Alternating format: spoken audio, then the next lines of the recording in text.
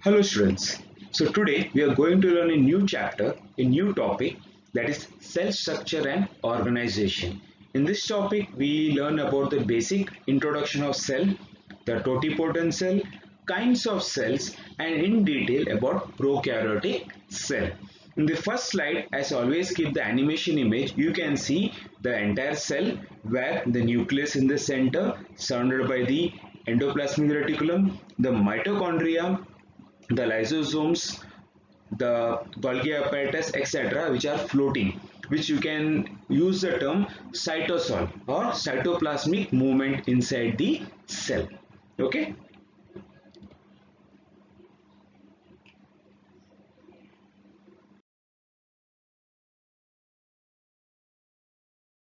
Now moving on to the next slide. Again, you can see animation, but a slow animation, where you can see eukaryotic cell and prokaryotic cell. Eukaryotic cell, we can see it is spherical, whereas prokaryotic cell, you can see it is a tubular or cylindrical like structure. Now in this particular topic or video, we are going to learn in detail about the prokaryotic cell. You can see it has got a simple nuclear structure with the flagellum, which may be 2 or 3 in number, and we can see small hair-like structure surrounding, that is the cilia part, or the along with that pilia, fimbriae, etc. Whereas towards the left, the eukaryotic cell, we can see the nucleus in the center and all other organelles in the surrounding region, whether it is endoplasmic reticulum, Golgi apparatus, mitochondria, chloroplast, etc.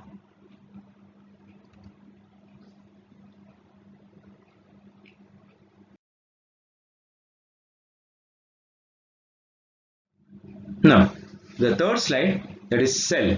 We learn little bit the introductory part of this cell. Cell is called a structural and functional unit of life of all living organism capable of independent existence and can perform all functions of life. Now, as we know, cell in the previous chapter, cell, animal tissue, we learned about cell, a group of cell having similar structure and function forming the tissue forming the organ forming the organ system, and finally the organism is formed. So here we are going to learn about the cell, its structure and function, the of all living organism which is capable of independent existence, means it can carry out all its function and perform the functions of life. Further, to see cells clearly, we need a microscope because the cells may be very minute, which may be not seen with our naked eyes. Larger cells can be seen through simple microscope, but to see smaller cells, we require compound microscope. That is, the small cells we can see by simple microscope, whereas the slightly smaller one by the compound microscope. Simpler or simple microscope can magnify image 50 to 100 times, whereas compound microscope can do 1000 times or more than that. In the microscope we use in the laboratory, a beam of light is used to make things visible, hence it is light microscope. In the lab, already you might have seen the simple microscope and compound microscope. Right now, in the compound microscope, when you adjust this slide, we adjust the mirror first, where the light falls on it and which in turn falls onto the lens, and where thereby we adjust and observe the specimen or the slide which is kept in the microscope. To see interior of a cell, we need electron microscope. That is, the cell will be visible with the help of simple or compound, but the inner component which are much more smaller, we need a electron microscope which can magnify almost 5 lakh times.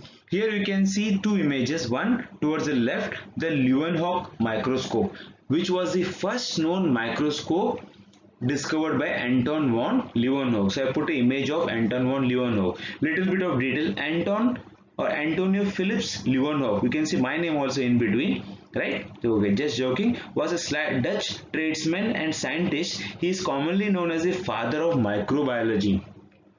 Now, in this particular video, we can see lot of scientists name, year in which they discovered or what they found out, which organelle they discovered, etc. So this will help you to learn in CET, that is MCQs, as well as NEET examinations. Okay, born October 24, 1632 in Netherlands, died August 26, 1723 in Netherlands, and all other details are given about the nationality, spouse, books he written, siblings, etc.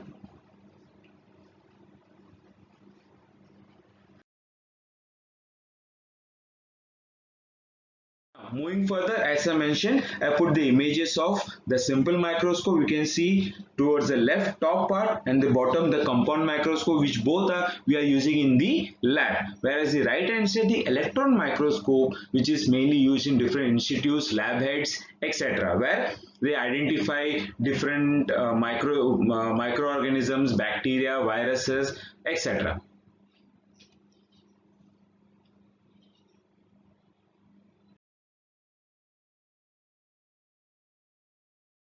Now, moving further, there is no typical shape of a cell. So we can see I put another image towards the right side where you can see different types of cells, right? From starting from atom, the further the carbon C60, lipids, protein, flu virus, mitochondria, bacteria, red blood cells, animal cell, plant cell, pollen grain, human egg, frog egg, and all are of different size, right? So the larger one can be seen under the light microscope, much more bigger ones in the simple microscope as I learned, or the minutest one we have to see under electron microscope. So going through the points, cells may be spherical, rectangular, flat and polygonal, oval, triangular, conical, columnar, etc. So you can see in the right side image,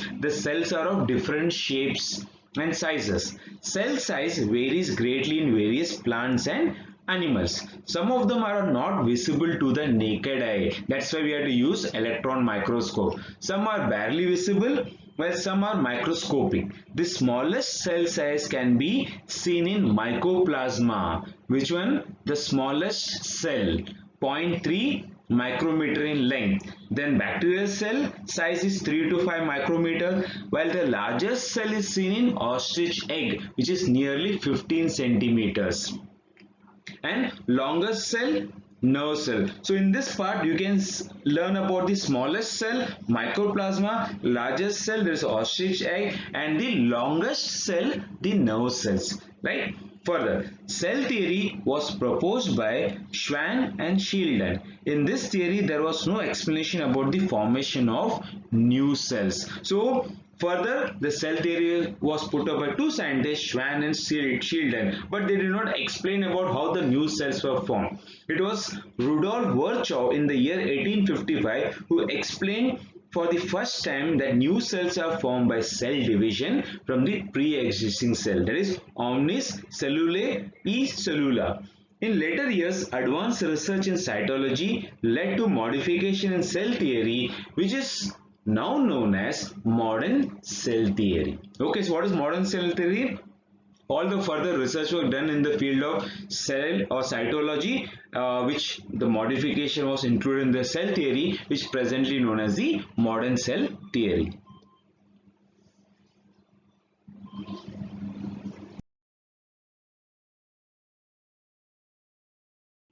Now, moving further, cell structure and function. Again, I put two images so we can see the different shape of this cell, size of this cell, and the measurement also we can see what exactly it measures, which we learned in the previous cell. So smallest cell, as I mentioned, mycoplasma, or the bacterial cell, the largest one ostrich egg, and the longest neuron. Whereas size of this cell, the smallest mycoplasma is zero point 0.1 micrometer, whereas largest this ostrich egg is size almost up to 18 centimeter. So cells vary in size. Most cells are very small, that is microscopic. Some may be very large, that is we use the term macroscopic. The unit of measure size of a cell is micrometer. So 1 micrometer is 1 upon 1000 millimeter.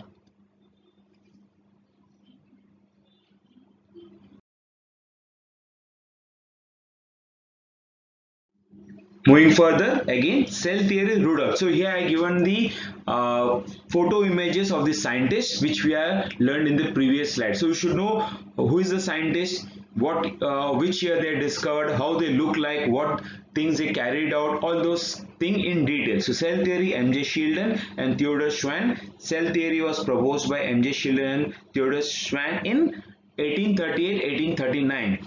All plants are composed of cell, and cell is the basic unit of life, as you already learned about it. In 1885, further R. Virchow modified this theory, that is omnis cellula e cellulae, that is all cells arise from the pre-existing cells. Similarly, Rudolf Virchow, who had put forward about the how the cells are formed, born October 13, 1821, died September 5, 1902. He was a German pathologist. He is known as father of pathology.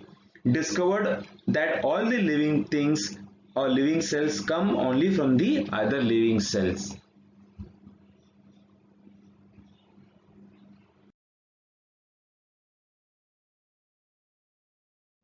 Further, we learn about totipotency. Now, what is totipotency? It is a capacity or the potential of living nucleated cell to differentiate and divide to form any other type of cell, and thereby complete a new organism. Means, in simple words, a cell which can divide or and redivide to form any type of cell, maybe a root cell or a leaf cell or a stem cell.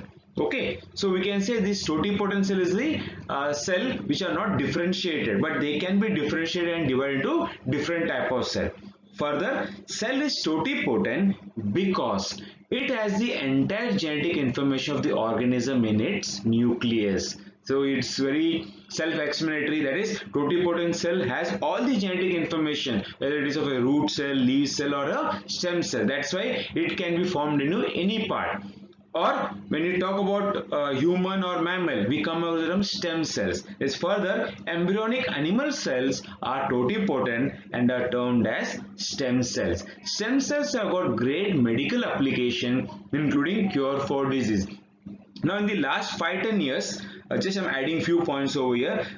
Stem cell has been of great use. Many of the actors, cricketers, they are storing the stem cells from the newborn child which is born. From them, these stem cells are stored and preserved because it has been stored at least around minus 18 degree, 19 degree centigrade. And these stem cells can be used for medical purpose or for to cure any disease. Okay, so you can see the image: oocyte, that is sperm, totipotent or you can say morula stage, blastocyst, human fetus, and the circulatory system, nervous system or immune system, that is these cells can be formed into whichever type we require.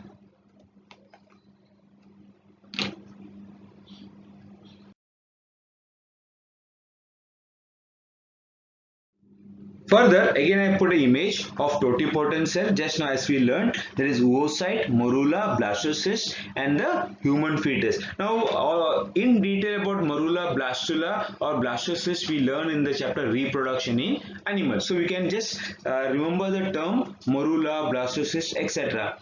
And pluripotent cell, from which inner master cells, then endoderm, mesoderm, ectoderms are formed, and similarly we can form respiratory system, circulatory system or the nervous system. Also the image to the right side, the totipotent cell to the morula stage, again pluripotent and then multipotent and further tissue specific cells. Then the adult tissue specific, whichever we want. So these are what totipotent stem cells. In short, as it is written as totipotent SC, that is stem cells.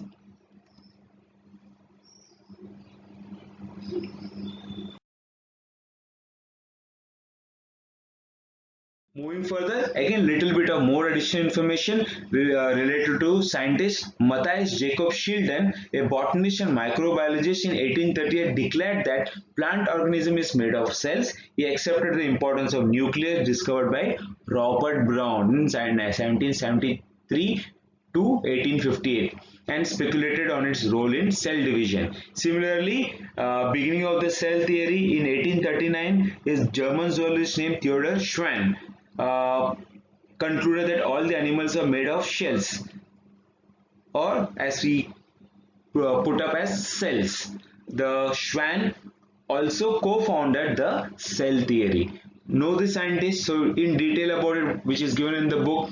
German botanist Matthias Schilden 1838 examined number of plants and concluded that various tissues of plants are composed of different types of cells. At that time, a British zoologist Theodore Schwann in 1839 proposed that cells are bound by thin membrane. That's how I put both the image of the scientist and little bit about what the work they have done. He also explained about existence of cell wall as a unique character of plant cell.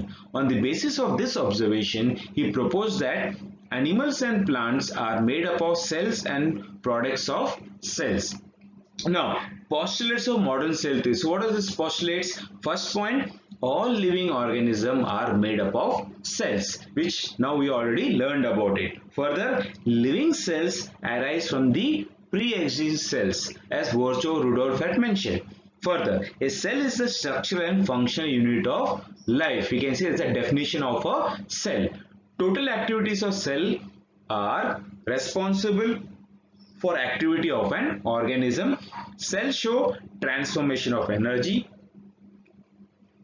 Cells contain nucleic acid, DNA, RNA in the nucleus and cytoplasm.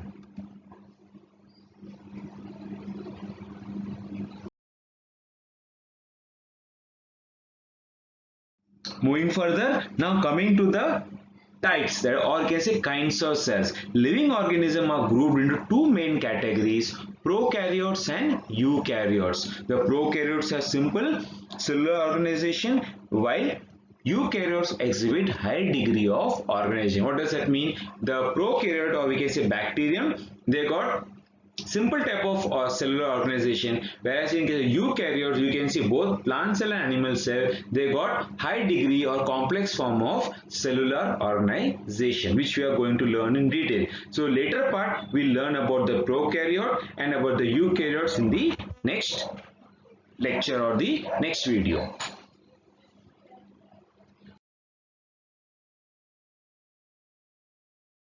Further, now we learn the detailed part of prokaryotic cell.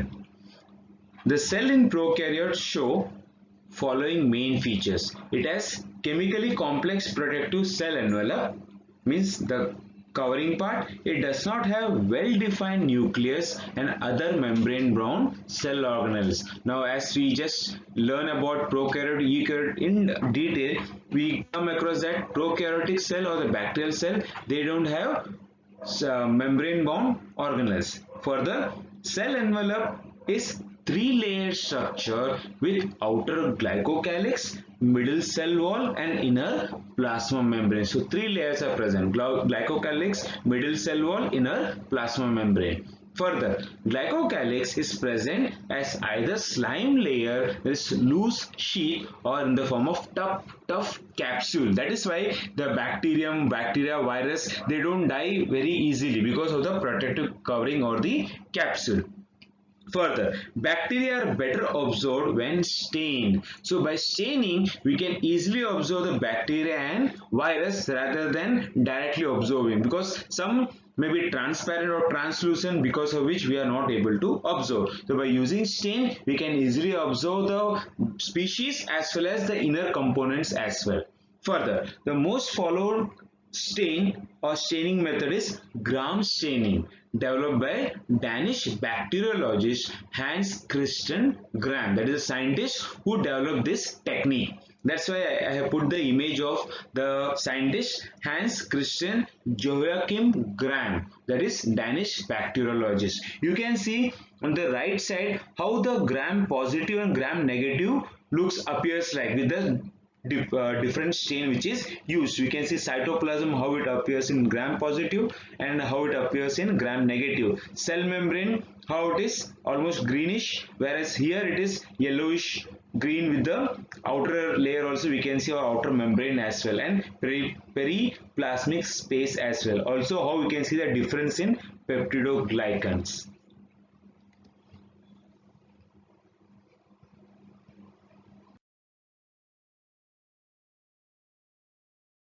Now, moving further, the cell wall is made up of peptidoglycan, that is in gram-positive bacteria, whereas murin in gram-negative bacteria.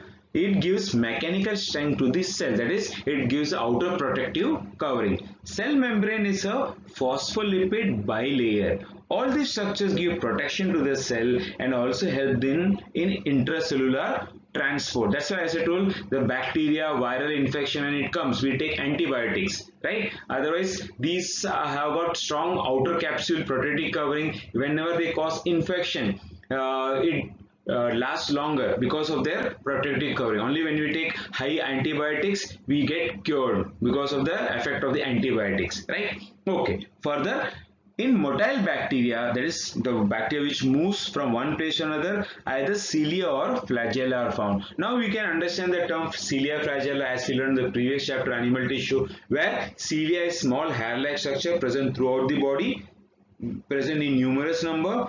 Flagella, which is 1 or 2 in number, which you have seen in the previous slide, the image of the bacterium.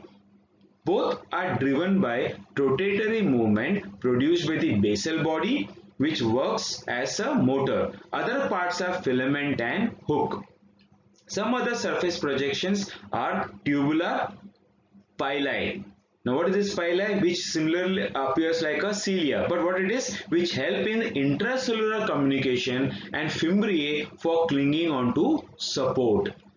The cell membrane shows infoldings called as mesosomes. So when you see the image, you can see the infolding part, that is mesosomes, which help in cell wall formation and DNA replication to make copies of DNA. Some bacteria, especially photosynthetic cyanobacteria, show more longer extensions called chromatophores. As the name is photosynthetic, so chromatophores, which helps them to carry out photosynthetic activity. They carry photosynthetic pigments to carry out photosynthetic activity. The cytoplasm contains dense particles called ribosomes, helping in protein synthesis. Ribosomes are described by the sedimentation rate. What is that? Swedenborg units. Bacterial ribosomes are 70S, composed of a larger subunit 50S and smaller 30S. Now it's not that 70S means 50 plus 20, but it is broken into smaller units. That is, one is larger 50S and another smaller unit 30S.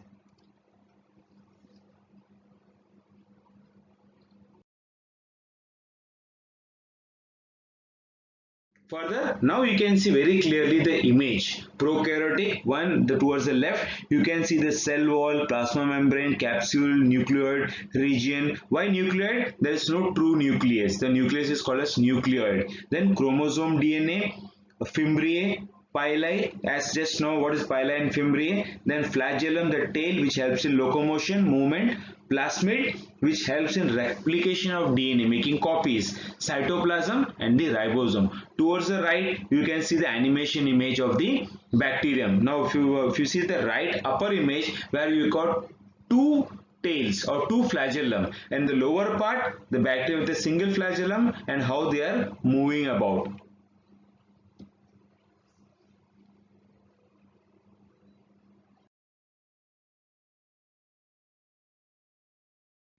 Further, again, do you know little bit of again additional information with the scientist images and few additional information as well. As I mentioned, these information help you in MCQ and NEET examination also, at least in a smaller way. The term cell was first used by Robert Hooke in 1665 in his book Micrographic. Now, what did Robert Hooke do? He was a person who termed cell. Similarly, we can learn the different scientists, what they had done, what they discovered. Further, Purkinje and Moll, 1835-37, discovered protoplasm. Camillo Golgi, from the name you can identify Golgi apparatus. Robert Brown, nucleus. Balbani discovered chromosomes in salivary glands of Chironomus larva, and also you can see the year when they are discovered. Fleming studied cell division in detail and coined the term mitosis. Porter discovered endoplasmic reticulum. C. Benda gave the name mitochondria. C. D. Dewey discovered lysosomes. So you can see at least around 10 scientists who had discovered different things. And as I mentioned in the NEET examination, overall from the biology, at least 4 scientists what work, Nobel Prize, year, discovery is at least asked every year. Okay, further coming to the images, towards the right you can see Robert Hooke. Down, discovery, that is, it was identified in 1897 by Italian scientist Camillo Golgi, and named after him is the Golgi apparatus in 1898. He developed the staining method known as Golgi staining. This method stained the Golgi complex internally and made possible the demonstration of its occurrence in a wide variety of verify or cell type. Whereas towards the left lower end, Purkinje and Van Molt renamed sarcode or jellyfish substance of cells in protoplasm, that is Greek, proto means first, plasm means form.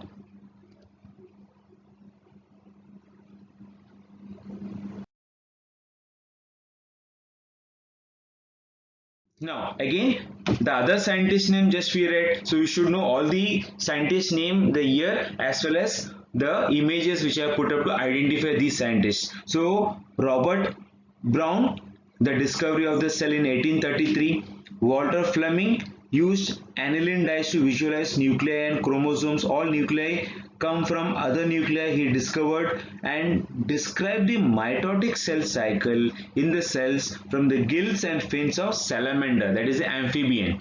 Then towards the right upper end, the images of Balbani or Balbiani. They are the first discovered by Balbiani in 1881 in diphtheria salivary glands, and thus known as salivary gland chromosome. But the significance was realized only after extensive study by Painter during 1930s. Giant chromosomes have also been discovered in suspension of young embryos of many plants, but these do not show the bands so typical of salivary gland chromosomes. Then lastly, the right lower end, discovery in 1902 by Italian scientist Emilio Verratti, that is Porter, showed through electron microscope that cells contain a lace-like network of strands through the cytoplasm. Further, Palladay and Porter, they mentioned key characteristics of endoplasmic reticulum and ribosomes. That's why initially, as you mentioned, it was appearing like a lace, shoelace, how it appears, like different folds. Further, in 1966, George Palladay generated a transmission electron micrograph illustrating that endoplasmic reticulum is studded with granules, that is ribosomes. George Palladay further describes structure of endoplasmic reticulum and Golgi complex. So you can see the images of Emilio Verratti, Keith Roberts Porter, and George Emil Palladay.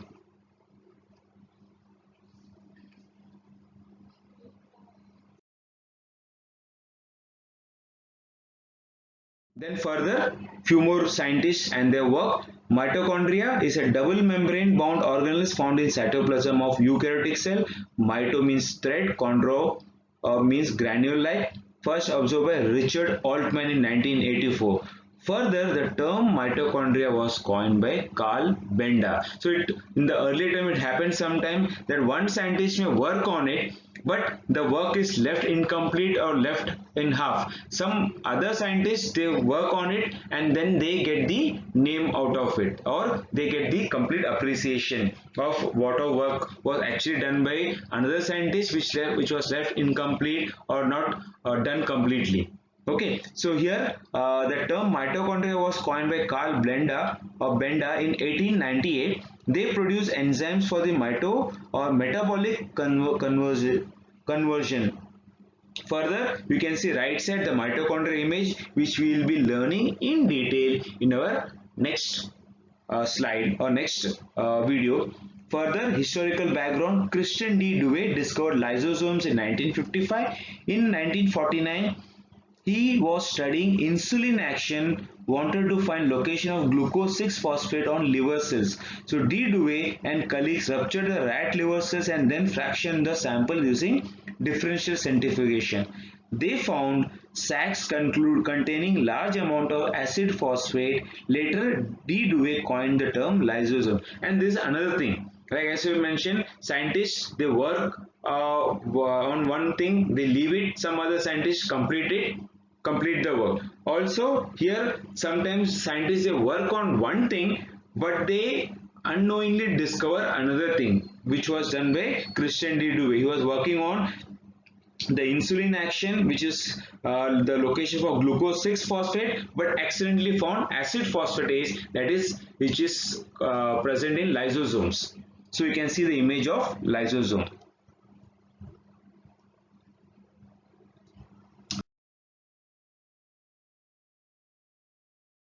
Further, again always remember, the genetic material in bacterium is a single chromosome made up of circular and coiled DNA. It remains attached to mesosome. This DNA undergoes a very typical replication pattern called as theta model of replication. That is in case of the bacterial or bacterium. Besides chromosomal DNA, many bacteria show plasmid, which are small circular DNA molecules carrying few genes. They are termed as extrachromosomal self-replicating DNA molecules. Now, because of this plasmid present in the bacteria, they make copies. They are extrachromosomal, that is other than the original chromosome. They are self-replicating, that is make their own copies, and autosomal, that is function on its own. They are of two basic types, F plasmid for reproduction, R plasmid for resistance against antibiotics. Just now as I mentioned in the previous slide, now if there is a bacterial infection, the one which causes infection, these bacteria they survive various condition only because even sometimes even against antibiotics. That's why the doctor gives sometimes high dose of antibiotics to kill this bacteria or viral infection. Cytoplasm of prokaryotes is a pool of all necessary materials like water, enzyme, element, amino acid. Some inclusion bodies in the form of organic cyanophysin, starch and glycogen, and inorganic granules, phosphate and sulfur are also formed. So you can see the right side, the image of a generalized structure of bacterium, chromosomal DNA, ribosome, cytoplasmic inclusion, plasmid DNA, pili or pilus, capsule, cell wall, flagellum, and in the lower bottom, examples of bacterial morphology means the shapes. They are of different shapes. Like you can see cocci, cocci in chain-like format, cocci in pairs, Leptospira, Borrelia, Rallium, Campylobacteria, Treponema, Bacillus, fusiform, Bacillus with subterminal spore, comma-shaped Bacillus, Vibrio, etc. So they are of different shapes and sizes.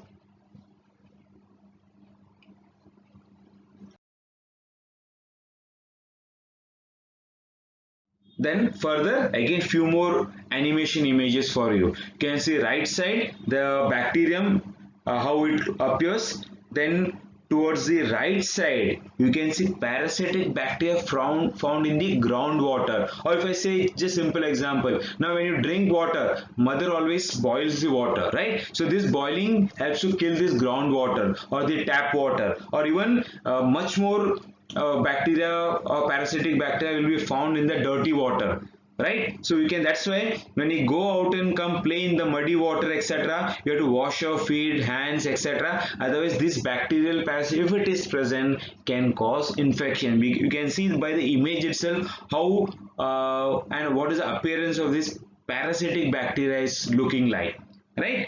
Towards the left, again bacterium conjugation means how the bacteria they fuse, conjugate. You can see how the slow motion image, how they come closer, and then there's a small pili or movement taking place, or you can say conjugation between the two bacterium taking place.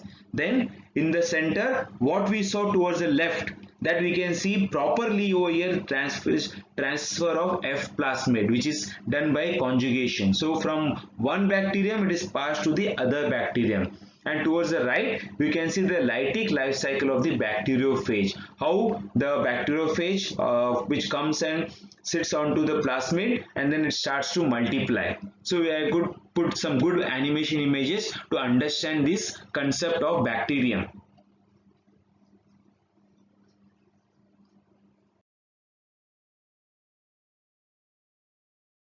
Then lastly, the assignment question based on today's part which we have learned. So thank you all of you. Further, we learn about eukaryotic cell in the next video.